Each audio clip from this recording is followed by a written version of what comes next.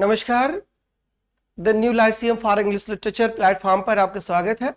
In the series of literary criticism today you have four terms: allegory, fable, exemplum and parable.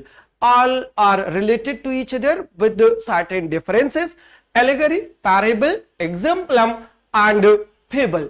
These are the four terms that are to be discussed in today's class. First word is allegory. What is allegory?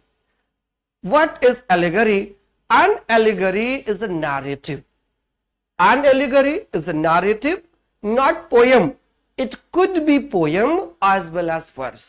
An allegory is a narrative, whether in prose or verse, in which the agents and actions and sometimes the setting as well are contrived by the author to make coherent sense on the literal or primary level of signification, and at the same time to signify a second correlated order of signification.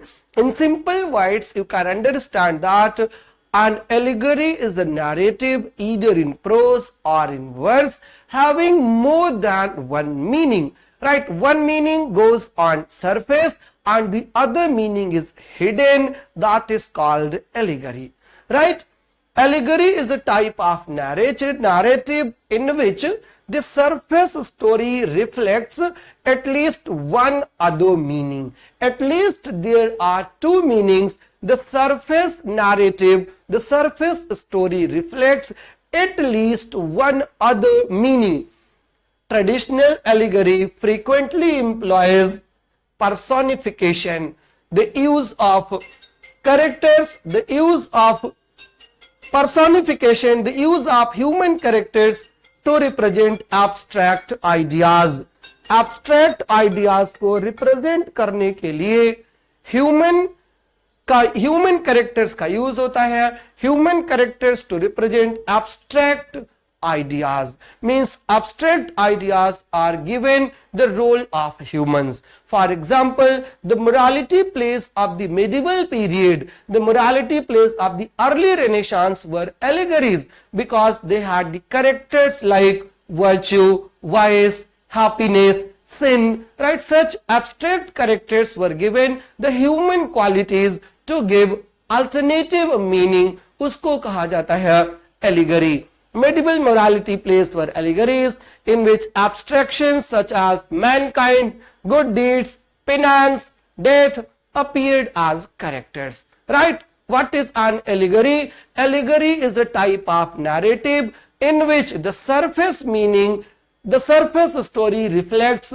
at least one other meaning. Right? That means plurality of meaning, more than one meaning. One meaning is manifested and other meaning is hidden. Right, manifested, manifest content and latent content. There are two contents in an allegory. One is obvious to all and one is totally hidden meaning. If you remember the text A Pilgrim's Progress, or if you remember Gulliver's Travels, the first primary meaning that is totally different from the hidden meaning, and only a man of literature can interpret the text in two ways, in various ways. This is the meaning. Allegory itself is literature. Literature consists of multiplicity of meanings, plurality of meanings, right? And plurality of meaning is known as allegory. All right.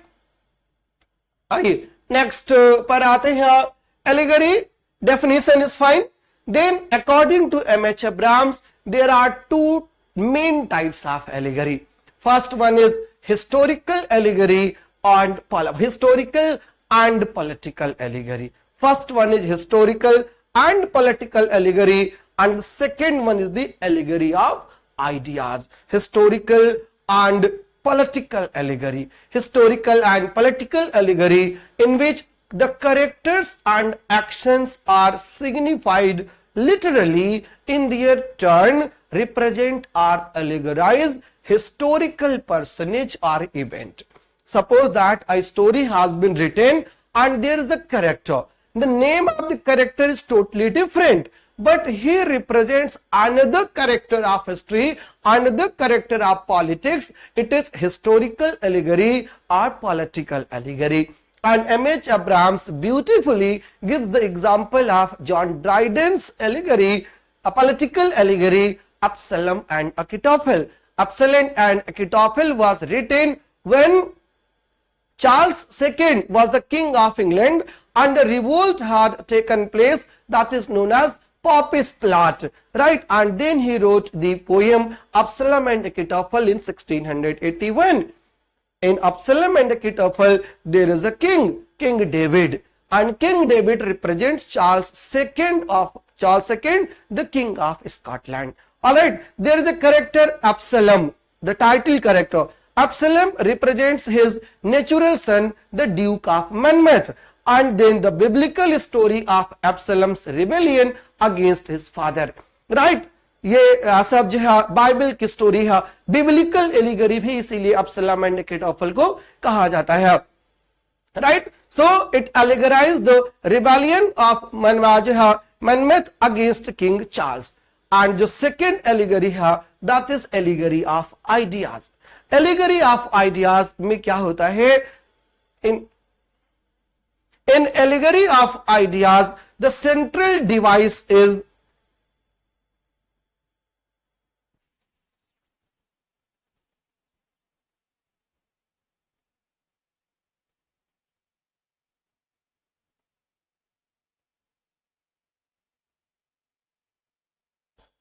the allegory of ideas. What happens in the allegory of ideas, in which the literal characters represent concepts and the plot allegorizes an abstract doctrine or thesis. Both types of allegory may either be sustained throughout a work as Absalom and Achitophel, from the beginning till the end allegories continues, or there could be intermittent allegory. Right, intermittent allegory means it comes right in a certain patch, it comes, there is allegorical passages and then there is no allegory at all. Right, that is called sustained allegory, and the second one is called as episodic allegory. Sustained allegory throughout the work चलती है, and episodic allegory कुछ passages में होती है और बाकी नहीं होती है. Right, the allegory of ideas, in which the literal characters represents concepts and the plot allegorizes an abstract doctrine or thesis. Abstract doctrine और thesis को represent करने लगता है. According to Northrop Frye, who wrote the book The Anatomy of Criticism, he distinguishes between a continuous allegory, as the example is the Fairy Queen, which maintains the allegorical meaning throughout the narrative, as the example Absalom and Achitophel, which maintains the allegorical meaning throughout the narrative, and the second one is intermittent allegory, such as the Scarlet Letter, where it may be picked up and dropped at pleasure. Picked up and dropped at pleasure, that is intermittent allegory. Sustained allegory throughout the work. Intermittent allegory, it comes and goes at pleasure. Right, it may be picked up or dropped at pleasure. Another type of allegory uses the surface story to refer to historical or political events. Historical or political events, that is the first type of allegory. First type of allegory का example है Absalom and Achitophel. Right, Absalom and Achitophel throughout the play, or the Fairy Queen throughout the play allegory continues, and Jonathan Swift's A Tale of a Tub allegory continues from the first page to the last page, and that provides a satirical allegory of the Reformation. And then there is intermittent allegory, and the example of intermittent allegory is the Scarlet Letter. Right, in Scarlet Letter there are several passages of allegory, but that is not sustained allegory. Alright, two types of allegory हो गई, sustained allegory and intermittent allegory, and political allegory or historical allegory and allegory of ideas. Alright, allegory of ideas, allegory of historical or political, and intermittent and sustained. I hope कि points बिल्कुल अब clear हो गए होंगे. Right? Both types of allegory may either be sustained throughout a work, as in Absalom and Achitophel, and in John Bunyan's Pilgrim's Progress, or else serve merely as an episode in a non-allegorical work. And M.H. Abrams gives a famed example, और वो famed example जो देते हैं वो किसका देते हैं? Paradise Lost का. Right? Paradise Lost का वो एक example देते हैं, famed example for the intermittent allegory, right? Who is where the encounter of Satan with his daughter sin as well as with death, who is represented allegorically as the son born of their incestuous relationship in John Milton's Paradise Lost book 2. All right.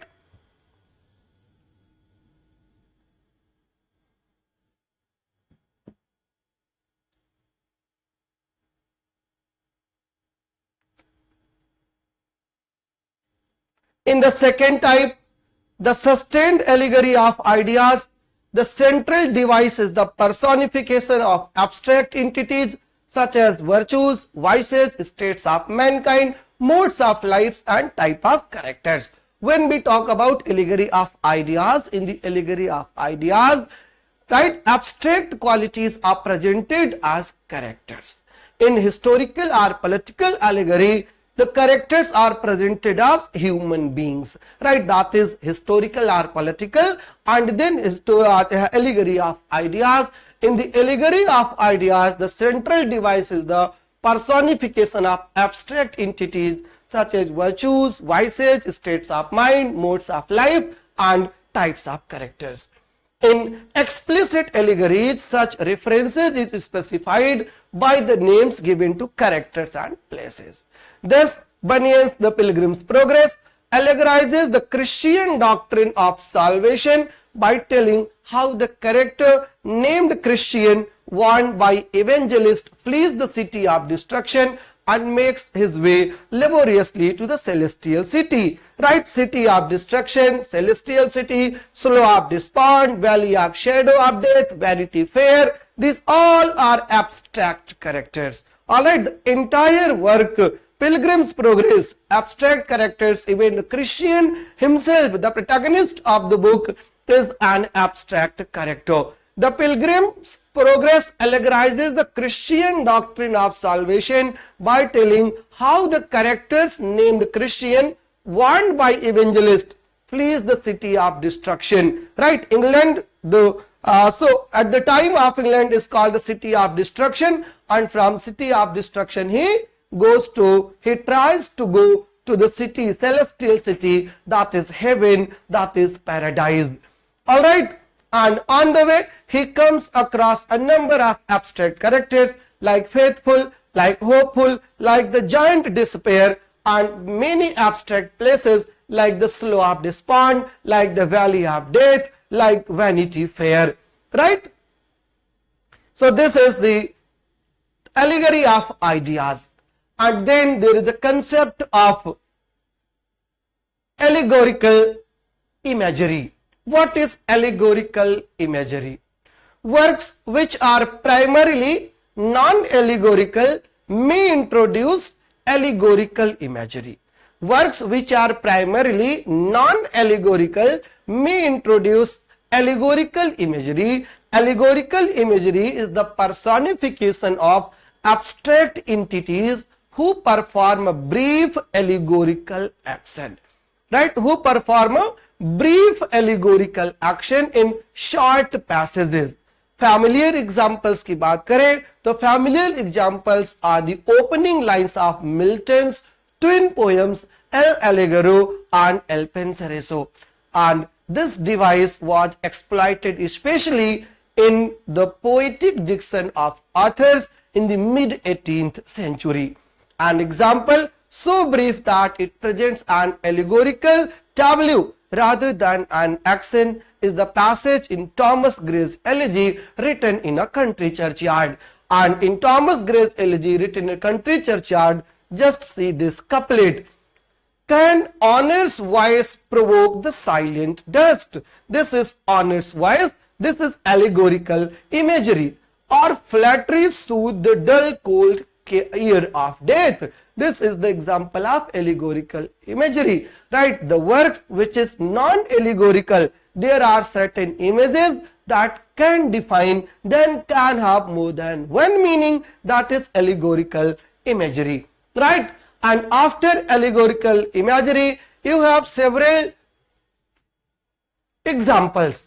The early 16th century, every man is an allegory in the form of morality play, right? Christopher Marlowe's play Dr. Faustus, that is also a morality play as well as an allegory. The Pilgrim's Progress is a moral and religious allegory in prose narrative. Edmund Spenser's The Fairy Queen fuses moral, religious, historical, political allegory in verse romance, right? Fairy Queen is a love allegory, it is a religious allegory, it is a moral allegory, it is a political allegory, and itni allegories hain, so complicated that nobody could complete the poem in one go. Itni complications hain. The third book of Jonathan Swift's Gulliver's Travels, The Voyage to Laputa and Lagado, is an allegorical satire directed mainly against the philosophical and scientific pedantry, right? Against the scientific pedantry. और इतना ही नहीं, William Collins का Ode on the Poetical Character is a lyric poem which allegorizes a topic in literary criticism, the nature, sources and power of the poet's creative imagination. John Keats की poem Ode to Autumn, right? John Keats makes a subtle use of allegory throughout the Ode to Autumn, most explicitly in the second stanza, which represents autumn personified as a female figure amid the scenes and activities of the harvest season. Right? The entire poem Ode to Autumn is full of allegory, and autumn has been presented as a female, that is the personification. These are the example, right? Example of allegories in our literature, right? Apart from these, sustained allegory, right? Sustained allegory has been written in all literary periods and is the form of such major 19th century dramas in verse as Goethe's Faust Part 2, Shelley's Prometheus Unbound, Thomas Hardy's The Dynast, French Kafka's novels, right? Full of allegory. Sustained allegory की example है. Sustained allegory was a favorite form in the Middle Ages when it produced masterpieces, especially in verse narrative mode of dream vision, that is also known as literary, that is also known as dream allegory, right? In the 14th century, Dante's Divine Comedy, French Roma de la Rose, Chaucer's House of Fame, William Langland's Piers Plowman, these all are the examples of sustained allegory, right? The next point पर आते हैं, the part है जो कह लीजिए एक type branch है allegory की. First one is called fable. Fable is also known as apologue. There is no difference between these two terms. Fable is also known as apologue. Please keep this point into your mind. What is fable? Fable is comparatively a short narrative, either in prose or in verse, like allegory. That a fable exemplifies an abstract moral thesis,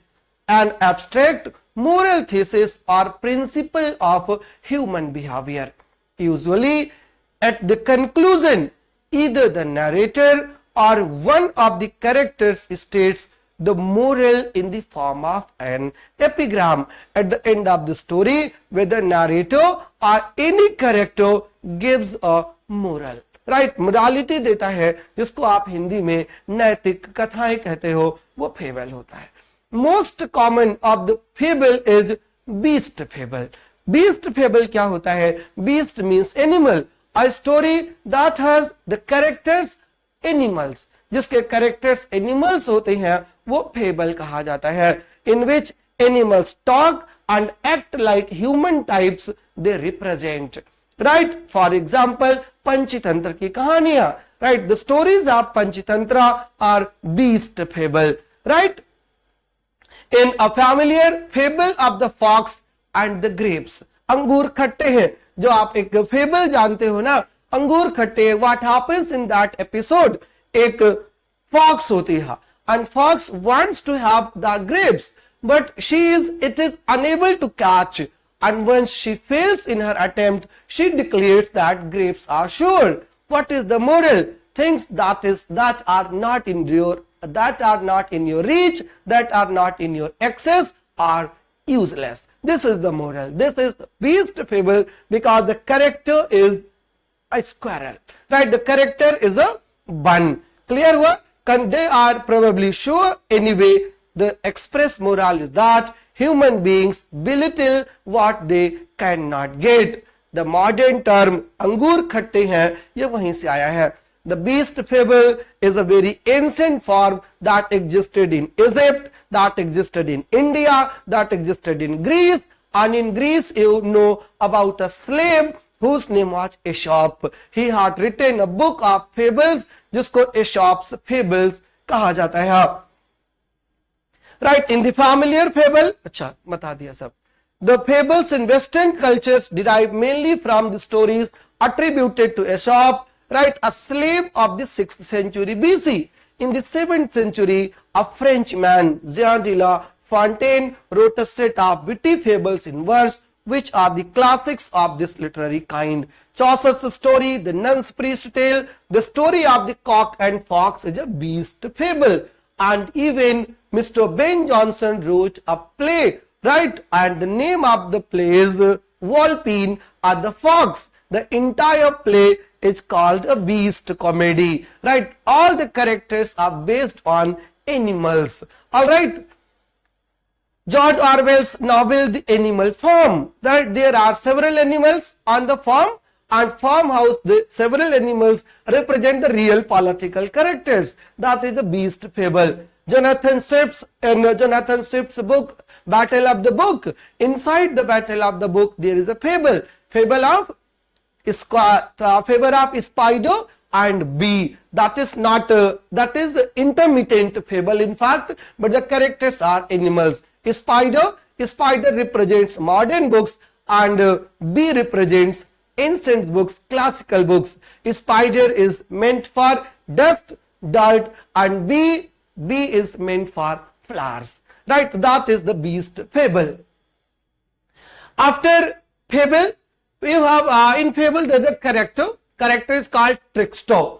Trickster कौन होता है? A trickster is a character in a story who persistently uses his interest, his willingness and gift of gab to achieve, right? क्या achieve करना चाहते हैं? To whatever he wants to achieve, he achieves through the help of his gift of the gab. Gift of the gab is a phrase, and it means very fluent in his speaking. Gift of the gab, to achieve his ends by outmaneuvering or outwitting other characters. जो other characters होते हैं उनको outwit कर देता है अपने बुद्धि से, अपने gift of the gab से, right? Gift of the gab is the powerful art of speaking, और उसको trickster कहा जाता है.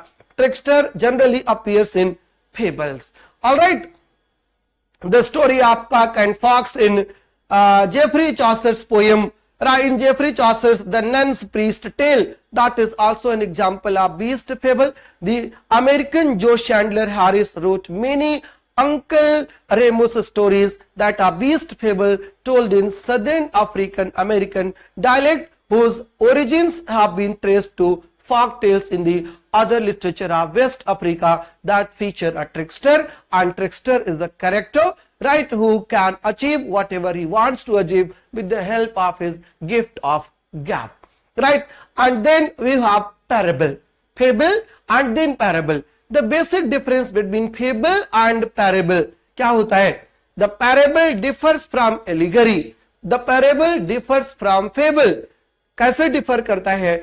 Allegory में क्या होता है? In which the characters represent abstract qualities, and from fable in which the moral is unstated because it is presumed to be self-evident, and in a parable very short narrative about human beings presented so as to stress the tacit analogy or parallel with the general thesis or relation that the narrator is trying to bring home to his audience. The parable was one of the Jesus Christ's favorite devices as a teacher, and he used to preach किया करते थे, जिनको Gospels कहा जाता है, and his Gospels are fables. The parable was one of Jesus' favorite devices as a teacher. Examples are his parables of the Good Samaritan and of the prodigal son. And then after parable, you have the exemplum. Exemplum is a singular word and the plural of exemplum is exemplar. And exemplum is a story told as a particular instance of the general theme in a religious sermon. Means exemplum is a part of religion, right? It is a tale designed to illustrate a moral lesson. The device was popular in the Middle Ages when extensive collections of exemplar, some historical, some legendary, were prepared for use by preachers.